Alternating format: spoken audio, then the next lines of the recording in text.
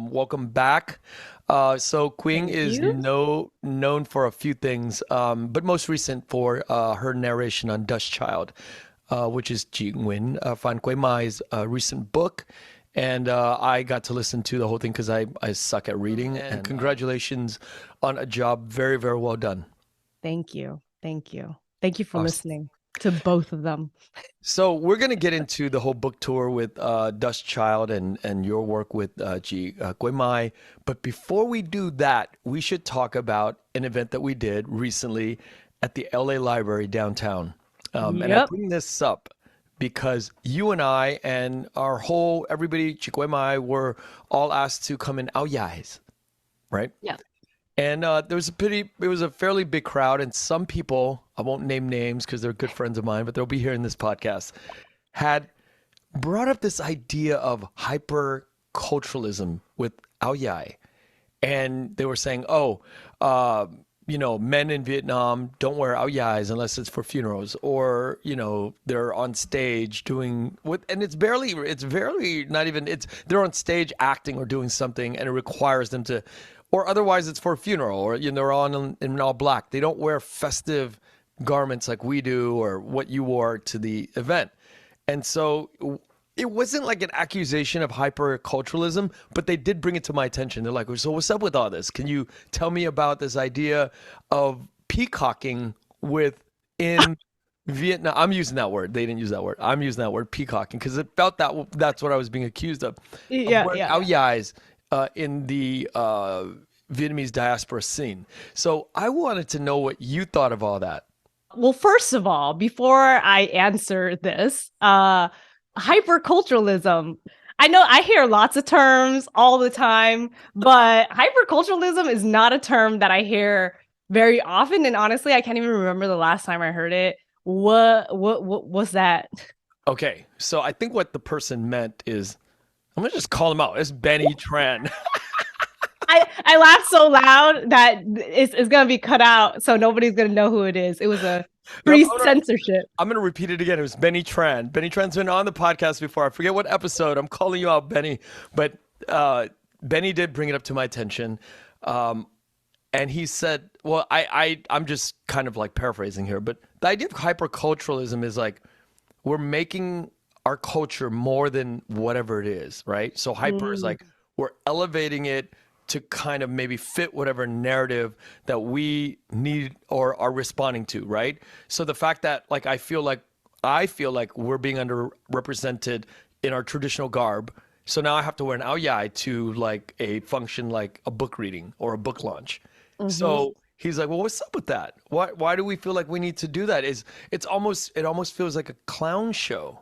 I'm starting to understand a part of the critique or more like a questioning of it, because the way that I um receive it or hear it can come in a few different ways, right? But the route that you're going down just now sounds like starting to go down the road of, when it comes to talking about Black people and the history of minstrelsy, right? Which is putting on a performance that caters to the white gaze, and is a fundamental undermining and disrespect of one's personhood. So that's like that goes down a deep and in many ways a very dark route, right? And then on the other end of that, I've heard the same thing said to me when I was in high school, and somebody said the same somebody asked the same thing, like, why. No, they didn't even ask. Somebody in my high school said to me, oh, my sister says that the ao dai should only be worn during weddings and funerals.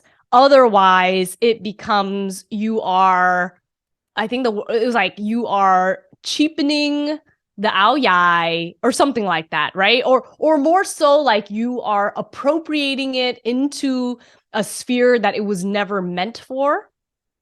right? So that's like two completely two completely different things, but it is pretty distinct because one is about gaze and a catering to a gaze, and the other one is about like inappropriate adornment. I love You know what? this. This is two very distinct. And I'm going to give you a third thing, no pun intended. Gays, as in not the gays, like the eye gaze, but like Uh-huh. gay men. Uh-huh. Only gay men are wearing aoyais in public and straight men don't. So that's another gender topic that I would love to get into too. Yeah, My yeah, mom, yeah, yeah, yeah. my mom calls me out on it and says, some of her friends, like men that are, new age men are wearing aoyai in the community. And she's like, that's very gay. So it's like the gays are wearing aoyai, which, you see Tai Wing and his partner wearing it on the red carpet or out and about.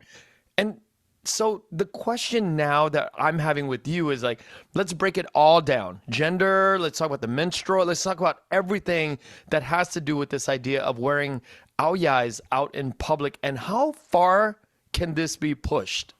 And what do you mean how far can this be pushed? Like I want to wear it every day. I'm just using this I'm just playing devil's advocate. I want to wear Yeah. it. What if I want to wear it every day? What if I want to wear an aoyai to the Grove and I want to go shopping and put on a kangdong, and just Hell yeah. And right? I just want hold on. Like anyone who's listening to this conversation right now, I need you to just go YouTube, Dust Child, Nguyễn Phan Quế Mai, Aloud. Okay, so go onto YouTube, look up Aloud, like ALOUD, Dust Child, and you're gonna see the live stream of the event, and you can open it up and watch to see how fresh Ken's aoyai is. Like I kept on talking about it. This aoyai was so beautiful. And on top of that, the kind of fabric that you used is 100% the kind of thing, like it looks like some of the stuff that I wear to the Grove on any given Wednesday, And I will say that it's so interesting I think I can tie two of those pieces together because if we're talking about gays, right? And like entering and by the way, I do want to make that distinction. The reason why I talked about the history of minstrelsy for Black people in America in particular, is because like that is its own very, very, distinct thing. And so the reason why it can be so painful to see is because of like this very fundamental being forced into the disrespect of symbols that represent your own people, right? So that's just I just want to call out and the reason why I wanted to make that delineation so that it's not mixed up in what we're talking about. What we're talking about more so is the idea of catering to a certain gaze because it looks more Vietnamese, right? But the interesting part about that is that we're tying in concepts of patriarchy because you're talking about your mom and her friends finding it effeminate and unmasculine to wear an aoyai. And so when we're talking about this, we have to also apply our own, like we have to apply like the American masculine lens on it. We have to apply the Vietnamese masculine lens on it because where did we adopt the idea that wearing the aoyai is not kosher, right? Is not okay or is not acceptable or appropriate because and perhaps it's because we don't have a relationship to it that is spiritual and religious by nature. Because I know that when I have been among Pakistani men, I have watched them, like I've been around them wearing their traditional dress, which by the way looks pretty similar to the aoyai. It's Or the probably one of chipao. the yeah They're all like derivatives. yeah one of the traditional outfits that remind me the most of the aoyai. And I find it to be so like, it's so masculine, it's so masculine. And they have talked to me, like when I've been with a group of Pakistani men in the past, and they've talked to me about their dress, how they feel in it, the relationship to the what they're wearing, as well as like their beard. It has like this pride in it, right? But we live, we, the members of the diaspora, but also we can extend this beyond, because I find that even folks in Vietnam have a that kind of relationship to the áo dài, where it's like, oh, we don't wear áo dài. It's not something that we do. We wear it to weddings and funerals, and sometimes we don't even wear it to weddings, right? I think that the ways that people have applied their meanings to these things are, one, extremely diverse, but the most common thing is that it is not common, right? The most common thing is that you don't see it a lot, which is the only reason, because if folks saw it more frequently, then I don't think that the curiosity about the choice would even arise after they saw you on stage in the áo dài, and so I feel like the application of what is acceptable and unacceptable, or more like what's appropriate, is an interesting one. Whereas if I just go back to the basics in this situation, it was because Quyen Ngo is very, very proud of being a Vietnamese person. She finds the traditional attire of our people very beautiful, as do I. And it is the most obvious way that we can present to our fellow Vietnamese people. Over half of that room was Vietnamese, present to our Vietnamese people, and also beyond our Vietnamese community, that we are all Vietnamese, and we are like so lucky to have an attire that is that beautiful. And I will say that prior to that is not something that I see very often. And when she asked us, so it was me, you, and Jason Nguyen, who was playing the Dang Bao that day, to wear our áo dài, we all obliged very excitedly, quickly, quickly, like without a pause, without a beat, because symbols and representation are what we make of it, right? Like, we create our own symbols and we create our own meanings. So in that moment, if your mom or her friend applies a meaning that they formulated, whether they formulated that when they were young in Vietnam, or that's something that they picked up over time when they came to America, who knows, right? But it doesn't matter, because it is a meaning that they developed and deepened, and then decided to apply that to this visual. Let me ask you this. So there's 98 million, close to 99 million people in Vietnam. There's 2 to 4 million, whatever, floating around the diaspora, wherever you go, right? So if we in America, in the entertainment field, is wearing our áo dài out, here's a question: do we give a shit about what the 99 million other Vietnamese people going, ha ha ha, these clowns are wearing their garb because they want to be hyper cultural, they want to just push something that really is non-existent to the rest of the Vietnamese world?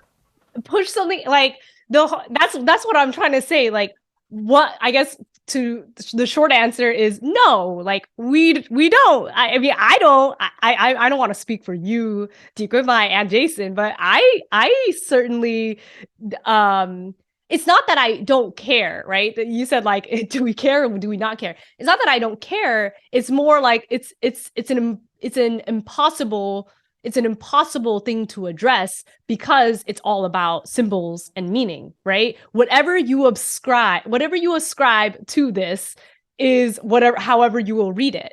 So if you think that wearing an ao dai makes you look like, I can't even repeat it because it's so makes you look like a clown show, then that says something about the way that you are reading it, right? And if we had a history in which we, like a group of men and women putting on their ao dai, performing something for an audience that fundamentally degraded them, if we had that history, then we absolutely should be conscientious of what that symbolizes, right? Right. So now we need to address Benny. Benny, why do you think it's a clown show, Benny? We point the gun right back at you, man. You're right. You're absolutely right. It's how we envision our own. Because what if today we planted that flag? We just arrived on the moon. We planted the flag of saying ao dais throughout the world is the new standard for wherever we go. And the 99 million people that are in the motherland is going to see that, oh, these fuckers planted a flag. So now when we step out of the airport, we're just going to wear our ao dai. How about that? How about that one for you, Benny? I'm not sure if Benny will. I'm not sure if that'll resonate with him or not. But yeah, like again, ultimately, kind of tying it all together, it's about the meanings that we make, right? And we as members of this super complex people, right? Because our global community includes those within the country as well as those outside of the country, and whatever we like anything else, like all the meanings that we ascribe to the food that we eat, to the clothing that we wear. Like I love a good critique on Vietnamese people appropriating their own identities and their own symbols for the sake of assimilation or profit in some cases. I love that conversation and that challenge, right?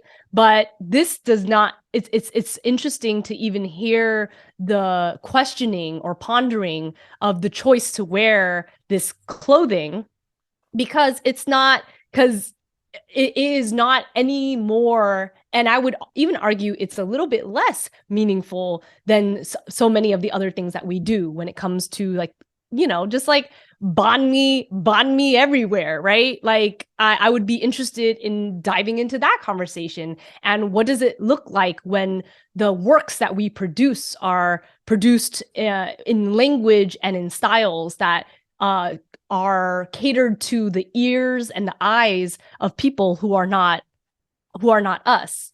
But in the case of me and you and Jason and Quyen wearing the ao dai, I not for a second did I feel at all that I was tailoring the image of how I presented myself to anyone really other than Chikwema, who loves that, who loves what the image, what the visual looks like when the four of us are together on stage, united, and spectacled. So it's just a, yeah, wow. Now that you're talking about it, I'm like, oh, we could really get into. Yeah, there's a lot here to dissect, because it goes back to what you're saying about like all this other appropriation, right? With the banh mi and with pho and with all these other things, I don't ever think that it's negative to go hypercultural on any of the symbolisms when we are part of that fabric. Now, they can argue that, oh, you were born outside of the motherland, whatever. But at the same time, we're satellite editions of that. I mean, that's how I look at me, sometimes. I'm just a satellite edition of the what you sent out in 1975, right? And we are vestiges and we are remnants of 9, 10 generations of Vietnamese that were coming from Vietnam. And we are the outer edges of that Western civilization having these Eastern footprints, and here we are. Yeah. And the thing too is that even within the country, it each region, each town, each area has a different application, or of what is the thing that looks right and is right. Right. And so you get into that territory across the board. There isn't that's a whole point, right? There is no single way Right. to present, and there is no single way that is valid. And therefore, what you're saying is that you welcome all of the ways. And I would say, for me, I wouldn't necessarily like broad stroke and say I welcome 1,000, 100% all of the ways, only because I do want to make that qualifier is the intent behind it, the what you are doing it for does matter, right? And so if the purposes that you are presenting in a certain way, and presenting could be the way you dress, the way you eat something, the way you write something, the way you create something, if the way that you do that has an intention that is catered to a gaze, the way that you are being perceived by a specific demographic, then I think there's space there to be critical of what the purpose of that is. So I would say, but otherwise, when it comes to when it comes to all of these symbols and the meanings that we attach to them, I think that anything Yeah, goes, anything goes. But if you think about it, right, 15, 20 years ago, right, if a bunch of us were walking down the red carpet, I mean, I'm gonna just completely imagine myself as a layperson watching on television from Germany or from Vietnam or from Middle America, Arkansas, right? Like I'm watching on TV, and there's these, young Vietnamese people now walking the red carpet, and they're all in ao dais. Oh my God, what that would do for myself or my self esteem. And I'm telling you this because tomorrow it's going to go down. A Tourist Guide to Love comes out on Netflix, and it's, basically shot in Nam, Vietnam, and has a lot of Vietnamese cast. And, the lead is Rachel Lee Cook. If somebody in Germany or Paris sees that these guys are all wearing ao dai on a Hollywood red carpet, that changes perceptions. So is it a benefit to do this hyper-culturalist move? And I think yes, 100%. As like the Pakistanis, if they're in their traditional garb, their traditional dress, and they walk the red carpet for a movie that they put out. I was going to say Bollywood, but that's India. But if culturally speaking, you go out and you represent in your gear, what can be more badass than that?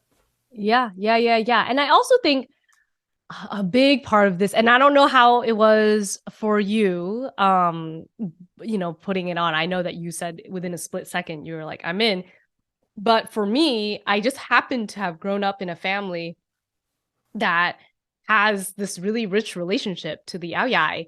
My mom and my aunt, like they are, my aunt in particular too, like in terms of style and fashion, it's just something, it's a form of self-expression that is particularly important and big in her life growing up. And so it's not just the ao dai, but of course the ao dai is a huge part of it. And if you met my aunt, she is not at all the kind of person who's like, that generation's version of pride. She's not necessarily like that, but she loves beautiful things. She loves beautiful garb. And as a result, like my entire life, the closet has been filled with these ao dai. And it's not wrong to not be doing that. And it's not wrong to be doing that. Right. And so even the idea of like showing up, a whole crew of Vietnamese people showing up to the red carpet in the ao dai, also like it's if you feel comfortable doing then the impact on the representation, like the impact of seeing that visually, like you're saying, is big, but at the same time, it's also like no pressure, that's how I feel about like across the board for all of this. It's like I don't want to feel pressure to not do it, and I don't want to feel pressure to do it. I feel that if it resonates with us and if we feel good, like if our bodies feel good presenting in that way, then then why the hell not, right? Yeah. Okay, I'm going to segue with this idea of presenting in that way because this is related to how you read Dust Child. In some segments, there were accents that you had to replicate in different characters, which you executed fantastically.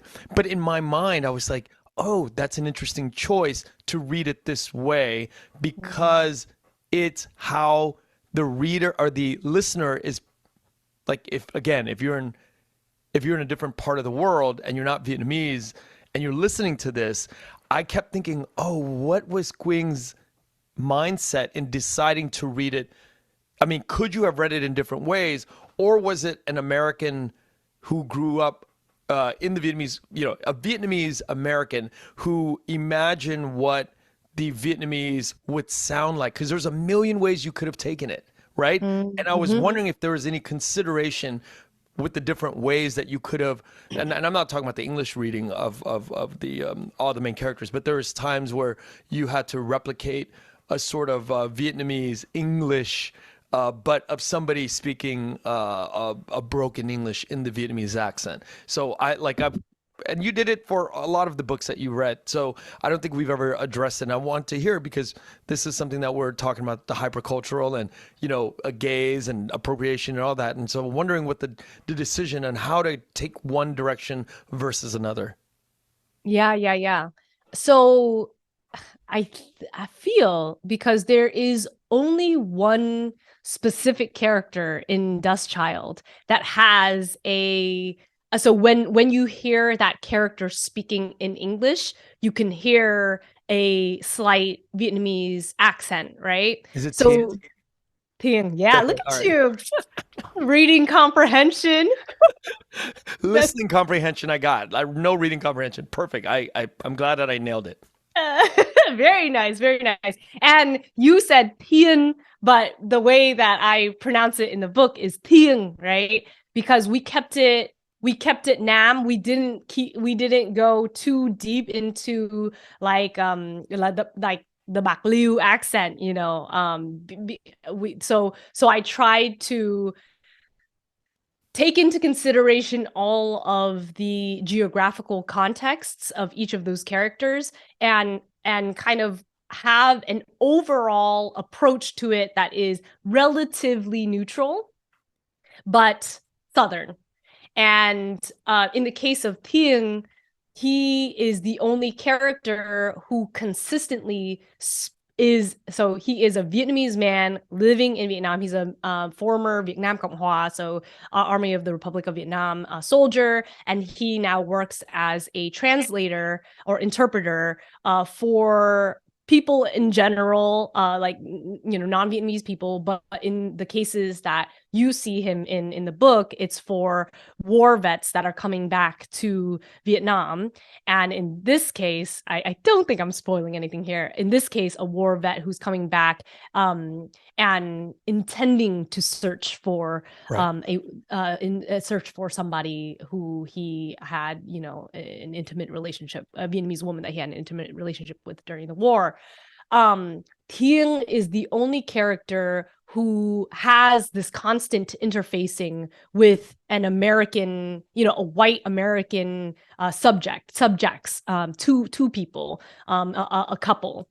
And as a result, for me, in order to accurately portray the interactions between Dan, Linda, and Thieng, so that's the couple and Thieng, I think it would like the way that I narrate and the way that I prepare is I'm seeing everything play out. It's just like a movie, right? It's all playing out in front of me. And it's a weird experience because I'm living inside the characters, but I'm also seeing it all happen. And in this case, it has to be what I did, right? There was no other way to do it. It had to be that man, the Vietnamese man who's speaking in English, and it has to come out with that slight accent. And also, not to mention that the way that Quyen wrote was with that subtlety Oh, as wow. well. Yeah. Yeah. And so luckily I didn't have to like figure it all on my own because I have the writing doing the speaking, Wow. right? Oh. So that's a huge part of it, at least for those characters. And then when it comes to the other characters who are technically speaking in Vietnamese, but the text is English, English. you will never hear me say any of those Right. lines with a There's slight a accent. specific tenderness though that comes out when you're speaking what's supposed to be in Vietnamese that's done in Mm, English. Yeah. That's just my that's interpretation. yeah. And so for me, the characters that are speaking to each other in Vietnamese, but you're seeing the text as English, similar to what I'm saying about what I'm visualizing in the process, is I don't ever allow record to hit until I feel the people. I feel the relationship. And so on a case, it's in the case of the two young women, the two young girls that are in the book. For those characters, I had spent a lot of time with footage of young girls. I had actually had posted a little bit about this. One documentary in particular. Um, it's a short doc by a director in Vietnam, Mai Huỳnh Chi, who did a short doc called Down the Stream. In that documentary, there are these young stateless children, so people who live in the water, and they share their perspectives about the world, their relation, their family, their parents, their futures. And there's a girl in that doc who I didn't even remember what she had said prior to this visual coming to me, but when I returned to it in preparation for Dust Child, she had said that all she wants is to be able to pay off her mom's debt. Like that was I didn't remember that prior to rewatching it, but for some reason, so I felt called to watch that, like muốn trả nợ của má. Mm-hmm.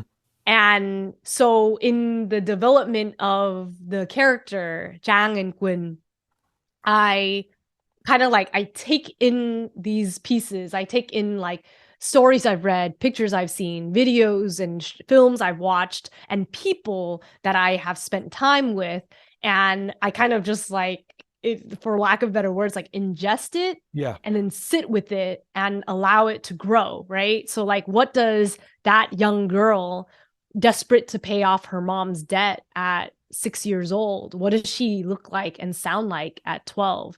And how does she interact with her sister, right? What is that relationship like? So thank you for sharing with me like that. It sounds tender to you because I don't actually ever know how it lands. All I know is that for me, like I hold the characters with me when I'm in the studio with like deep, like Yeah. it's almost like feeling like you have to do right by someone. So I hold them with great tenderness, and I hold the relationships that they have with each other with great tenderness. And so in any moments that breaks too in the narrative, that's something that I start feeling internally.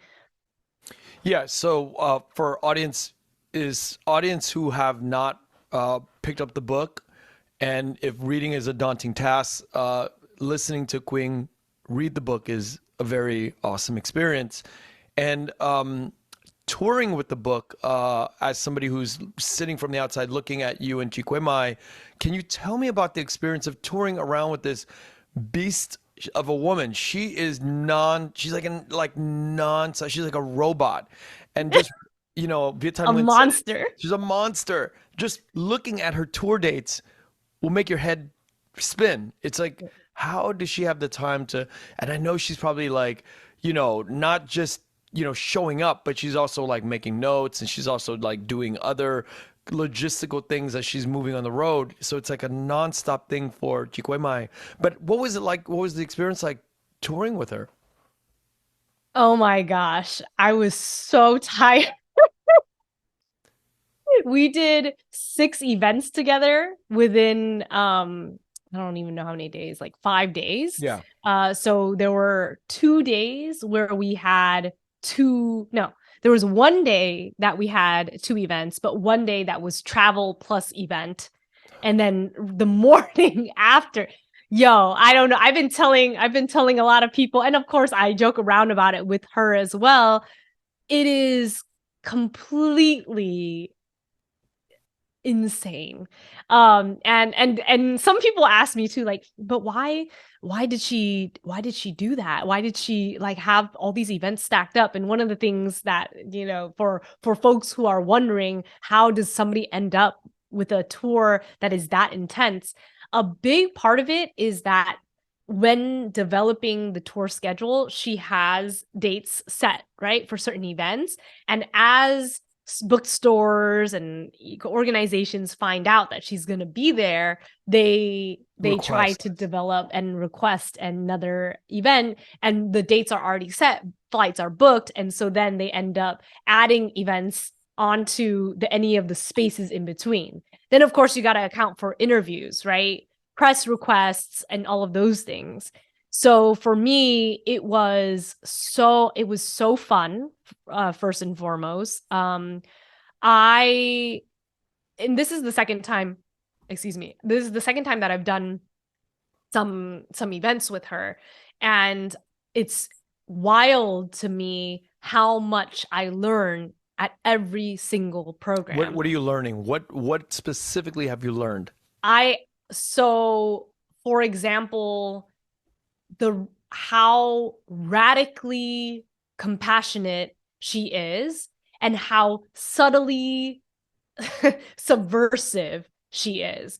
The things that she talks about. Okay, I'll give an example. We did an event, a luncheon, that was like 90% women, and 90%, and I think 100% of those women were white women.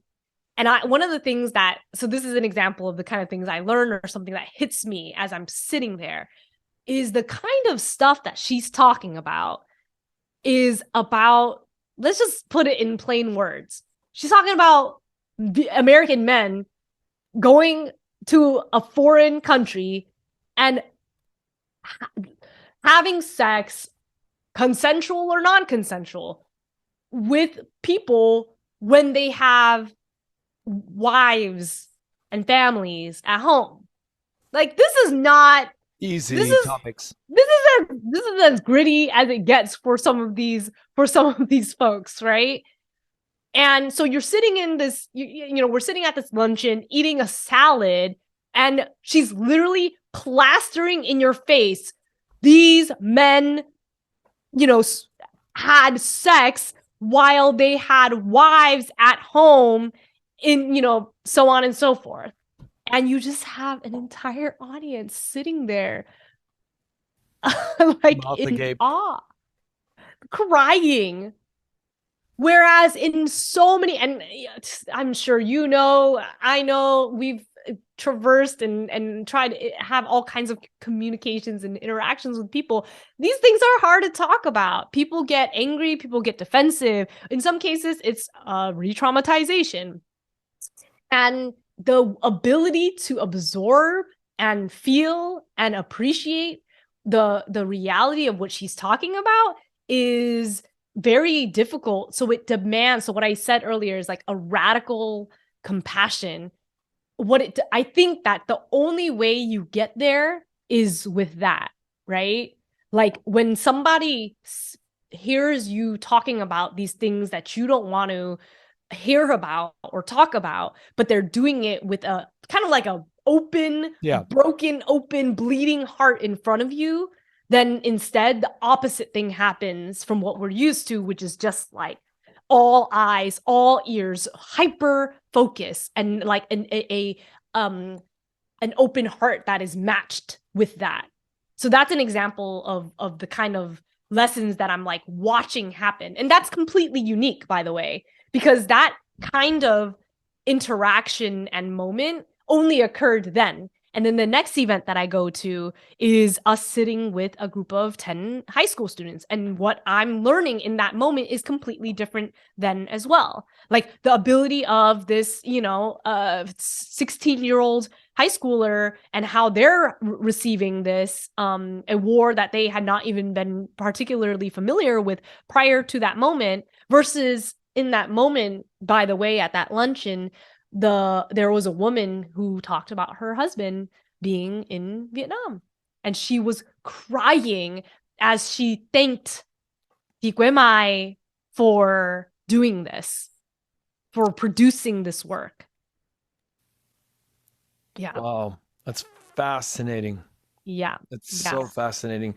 And when you and I had kind of first met, we did our podcast, and then we had moved along with the idea that I'd go cook a lunch for Quyen Ngo, and this was like October of 2021, roughly before Mm-hmm. October. And then so we run into our dear friend Dr. Bao, and he says, I want to hug. If I ever met this author, I want to hug. Not knowing like my affiliation, he didn't know you at the time. That's the kind of effect that Quyen Ngo has on people, and I bring this up all the time because we come from very different backgrounds. We come from Vietnamese American families that have a certain outlook about Vietnamese government, Vietnamese people in Vietnam, and for a complete stranger to come up to me and say, if I ever met the writer of The Mountains Sing, I'm going to give this woman a hug. We don't know each other. This man and myself, we don't know each other, but that bonds us, right? And this is not somebody who is an American writer, a Vietnamese American writer. It's a Vietnamese writer from Vietnam that could create these bonds between two grown-ass men in America. And now we could see the proliferation of her work, her heart coming out into, we just need to have more of Quyen Ngo's in the world too, because that is a very uniting force, whether it's for Vietnam or Ukraine or wherever. Yeah. And I actually said to her, we were finishing our programs in San Diego, and we were about to go to Vegas, and I was driving in the car, and I turned to her and I said, did you ever think that this would be your life? That you would be surrounded by people who absolutely love you. This is like pure love, the things that you witness at book events. And also, I just want to say too, it is so freaking cool going to book events because it attracts a certain type of person. Librarians, teachers, oh my God, just like and the way that they engage with the work and the conversation is so distinct, and it's so alive. It's just the best, right? Which is a part of why, even though I find the schedule completely insane, but I also get it, right? Because you're talking about pure love, just like in constant circulation and in in circulation and alive in all of these moments. And I think for Quyen Ngo, one of the things she says, like, this is one of the things she said during the last book tour that stuck with me, is that when you write a book, you're writing words onto a page, and it is the audience and each of the readers who help the book come alive, right? So so you really watch that happen, and that's why it makes sense that the more she can do, the more people that she can be with, like she will always answer. Yes, it lives, right? You're literally watching something come to life. It is not the same thing. It is different at every stop with every person. It's life force, and what you were saying about the uniting power of somebody like that. Like anybody, I want to know.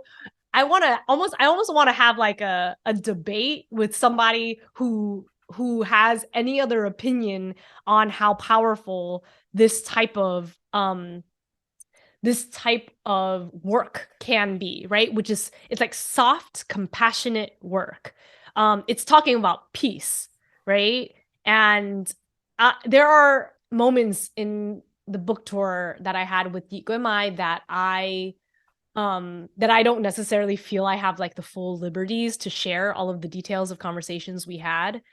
But I do want to say that one thing that hit me with like a ton of bricks, like I walked out of that experience feeling more deeply than anything else, is that the work she is doing is 1,000% about creating more compassion in other people.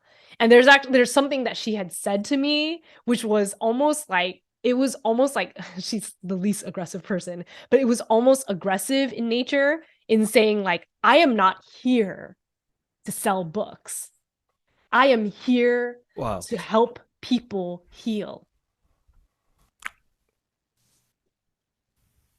She she really means it, you know?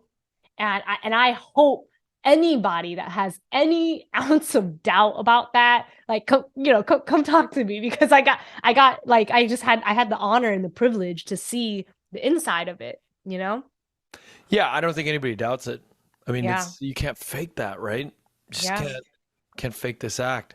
Yeah. Yeah. So Chique Mai does something that's very, city to city, book reader to book reader. It's a very sort of micro process where you're like trying to affect you open up one world at a time through a person at a time, digesting the story that you wrote, right? So, but in the same vein, like we think that people of like that caliber needs to be like this all omnipotent figurehead, and and really it just boils down to one reader at a time, right?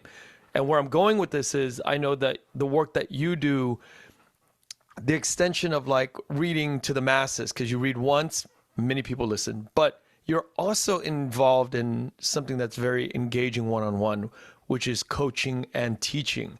And I've always thought of that process as like the most highest profession. I mean, many Vietnamese people have that instilled in us, that teaching is the highest profession. We don't feel that way in America, but tell me a little bit about like the difference in sort of like this reading once, affecting many, versus now it's like I'm learning that, coaching, teaching to a class or to do one-on-one.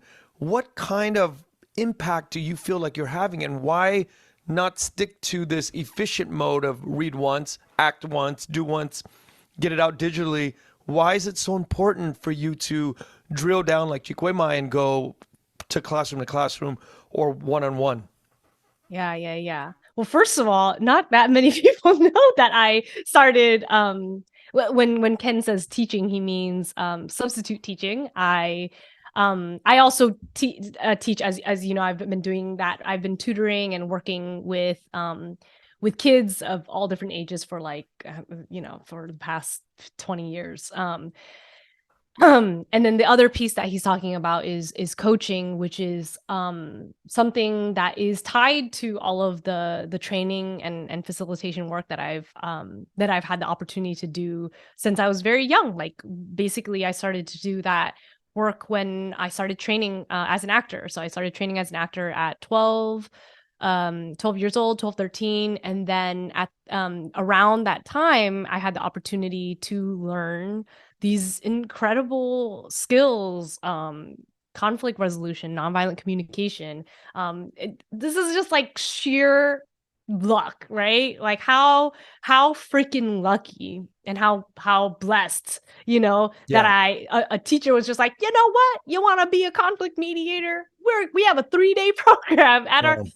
and this is a relatively poorly resourced middle school in San Jose, and I was able to get taken out of this my classes for 3 days and learn conflict mediation. And then that same year, I was exposed to leadership and management, project planning, like all of this curriculum and this kind of like practice, and I've stuck with it.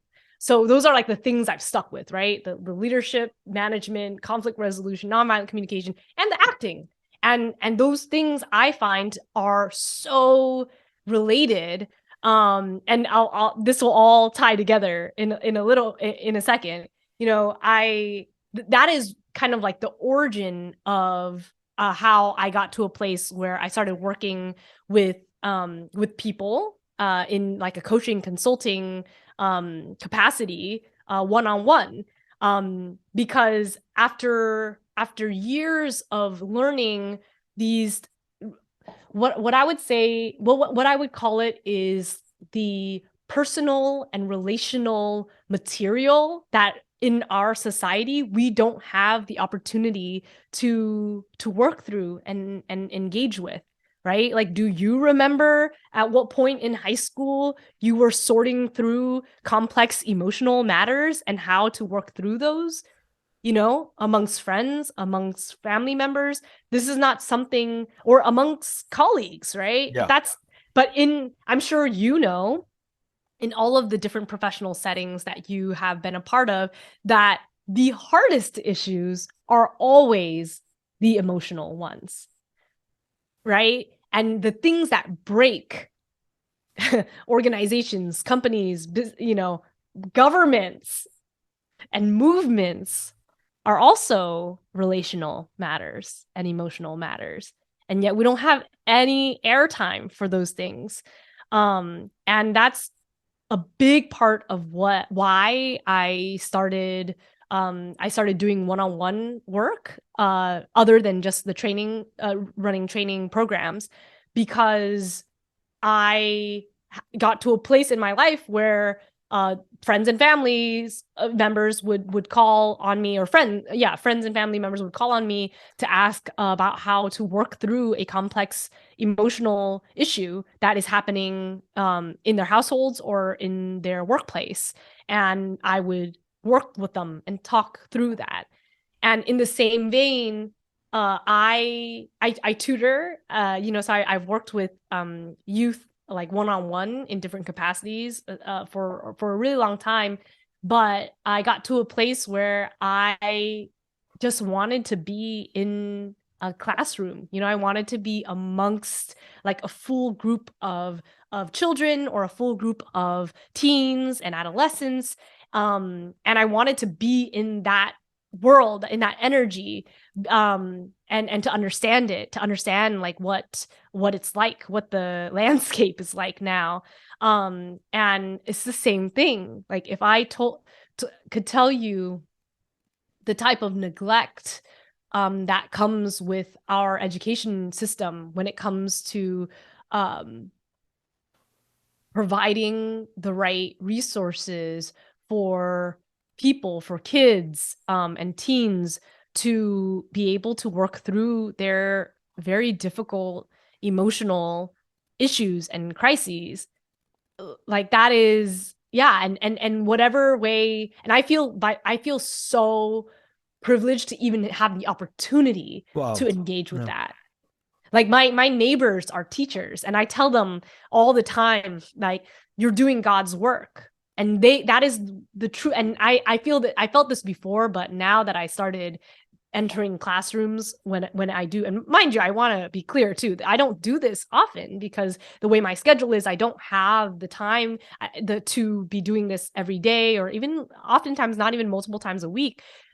But now that I have been there, I believe this is the realest, the truest frontline that exists in the world, anywhere, right? Like, the classroom anywhere in the world, in all of the different ways that classrooms exist around the world, are the frontline. And they're the frontline because you're interfacing with some of the most vulnerable, some of the most vulnerable beings in the world, right? In their developmental stages.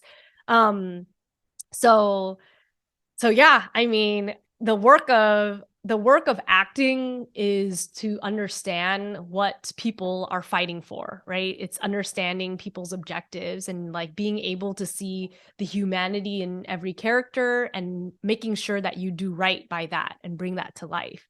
And I find that coaching and working with people one on one, as well as teaching, is like, at least in my own personal philosophy of that, is to see the person fully and hear them and hold them and then work through whatever it is that they're working through.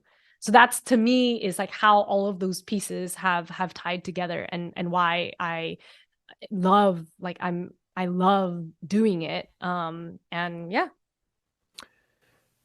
And a thing that I think that you love very much is acting in movies and TV and the high idea of acting. And I wanted to get your thoughts on, The Sympathizer was in town for 6 months and it did its thing. It did its shot. And, we have other films that are coming out. We have Asian American content like Beef on Netflix. And what's your thought on the current sort of state of affairs of all this Asian filmmaking and television making? Yeah. And so, You're I'm in the sure heart you of can. everything. Yeah, I'm sure you can imagine how often I get this question from non-Asian people too. Like, I'll just be having lunch with somebody and people are like, "So, what do you think?" I think that we have reached, after Crazy Rich Asians a few years ago, like, where we're getting into that moment, that when Crazy Rich Asians first popped off, and of course, naturally, there were a lot of us who were celebrating, and then some of us who are like, oh my God, when are we gonna get past, like, just displays of grandeur and wealth and things like that. And we're, depending on who and how you see it, like, slowly but surely, we're getting into that territory, right? The territory where we can get weird, we can get weird, we can get dark. In the case of Beef, we can Beef. get Dark. angry. Yeah. Yeah. And I think that it is an amazing time, and I think that for me, being amidst all of this, receiving the auditions for these projects, getting the opportunity to do my take on it, bring myself to those pieces, where I am seeing it going is us getting to the place where the industry is finally starting to be able to imagine what we, people that look like us, are like in those multifaceted characters. And it takes all of these very, very different projects. The projects that you named could not be more different from each other, Yeah. right? Towards Guide to Love, The Sympathizer, Beef, totally different from each other. And one of the issues that I have continually run into in this industry, and I want to clarify too, that the limitations within the industry are not, it's not like executives or casting directors. It's not like that. It is everywhere, in all the different people that we interact with that are in some way connected to the industry. So when I'm talking about limited imagination, it's like, it's kind of like when you first met me, you had, Yeah. like, right before you met me, you were like, oh, I listened to the audiobook and I thought you were an old woman. And you're like, not like that at all. Totally normal, because that's the vibe that you absorbed, right? From the mountain But sing. Yeah. what was that? To clarify, from the mountain sing, I mean, that's how it reads, right? Like it's like Yes. it's like a few generation of women. Yeah. So you have to like take on, yeah. So anyway, And just it's a literal, yeah, he's like, just clarifying myself. No, and she's a literal grandma. So yeah. he's um, but in terms of like what people are able to imagine when they see somebody who looks like me and like is my size, like is my stature, it's so wild because that's been the biggest struggle. And with each of these projects, we're watching the wiggle room of that imagination expand. Wow. Because now, you know, Steve Yeun's character is he is multifaceted, he is complex, and he is so angry, right? And without a project like that, folks are not imagining that. Like one thing I want to call out, for example, that we have not seen represented so far is like just the ferocity of Asian women. And we're Vietnamese, so let's talk about the ferocity of Vietnamese women, right? This type of like tough as nails, like just endless energy, grit. Like we don't see that, right? And because we don't have that yet in the sphere, and I'm sure we're going to see more and more of it, and all of the multifaceted characters, men, women, and non-binary folks, and everyone in between, we're going. The more we see that, the more there's room for people to allow us to play in roles beyond like the Vietnamese character on the show. And just want to put the industry on blast real quick, but like the amount of times that I receive a script that says Aquafina-esque character, right? That's what happens because the imagination is so limited. And so the more it expands, the more, and hopefully we get to a place where it's like you can't even do it anymore, right? We're not going to get the script that says Aquafina-esque character because prior to Aquafina, there had to be a breakout so that you can even get there. Right. Yeah. Great points. Yeah. You know, so we sat down prior to October 2021. We're at mid-April here, 2023. So let's get another round. That's 2 years apart, right? So we'll just try to get this every year going because there's so much more developing now. I do want to ask you, like, what's up? What's coming up for you? Yeah.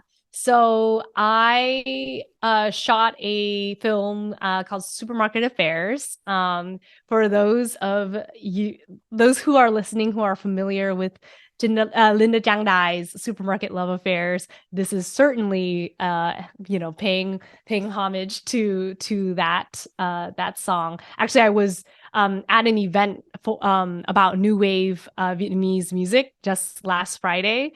This amazing panel between Elizabeth Ai, who's working on the documentary about new wave Vietnamese music, and on that panel was Lang Dương Thảo, Thúy Võ Đăng.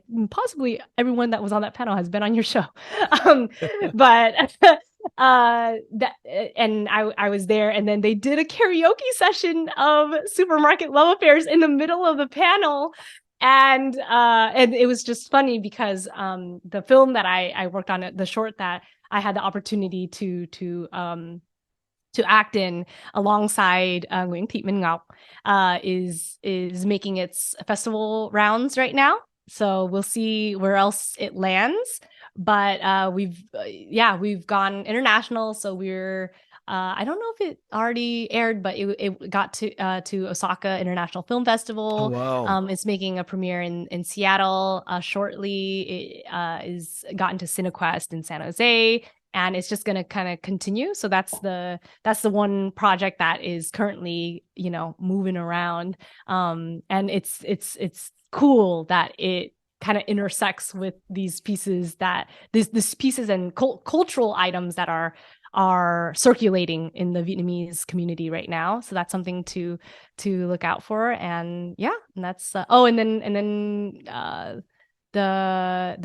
going to be narrating a trilogy that is coming out soon. The first of the trilogy is coming out. It's Thea Conson.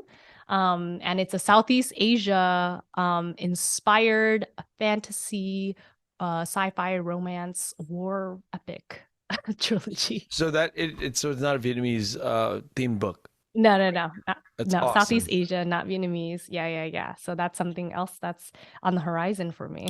Are you seeing more Vietnamese projects come across your way?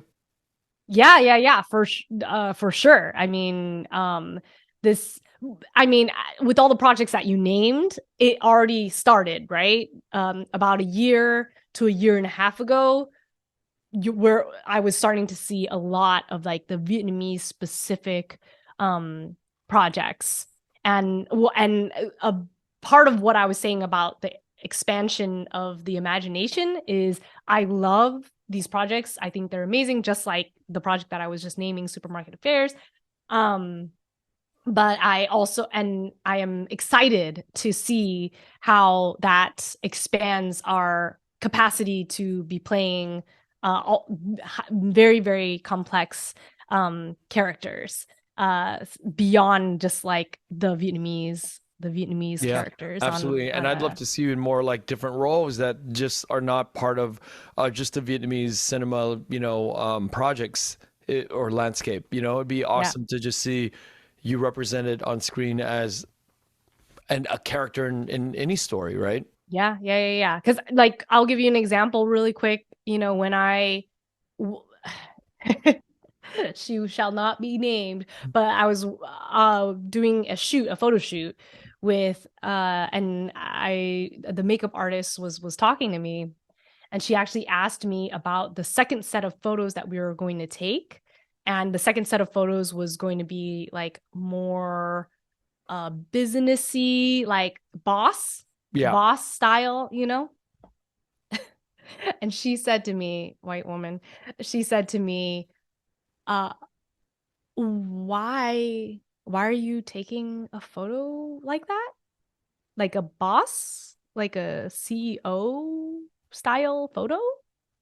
And I said, well, she goes, oh, I don't, this isn't meant to be, please don't take this the wrong way at all. But I'm just, why would you take a photo as a CEO? Like you would never get a care. You would never get, She didn't say that. The no, second part, she said it. she said you would never get, no, she didn't even say that you would never get the part. She said you would never get an audition for a CEO type character. You look way too, she's like, do you know what you like? Do you know how young you look? You would never get that audition. And I'm no, and she's like, I'm just saying this. I've been, that's a compliment. I've been in the industry for, 40 years now. You just wouldn't get that because you look way too young. Meanwhile, So there's so many fucking like female Asian CEOs in the United States. There are a lot. There's not just like a handful. There's a lot. It's yeah. crazy. And guess what? Some of them are literally much younger than I am. And some of them also look, Yeah. that's what I mean, right? And when I mean that the limited imagination bleeds far deeper than we understand. And that is why the rise of these projects that present us differently is a really powerful thing to expand that imagination that is ultimately has been limiting us all. Well, I can now say this. I thank you for your friendship over the last few years now. So I can actually say over the last few years, I look for many, many more years of friendship and for you to come on to the podcast as frequent as you have projects, which I hope are much more often than every 2 years. Yes. I thank you for your friendship. It's been amazing to start off simply because you have this podcast and now, we're homies for real. Yeah. Well, I don't know about homies. It's more like I'm a mentee and you're a mentor. You have schooled me on so many ways of the media, sort of the media life and understanding really gender dynamics and what is proper and what's improper. So I really, hats off to you for really, really showing me the way many, many times.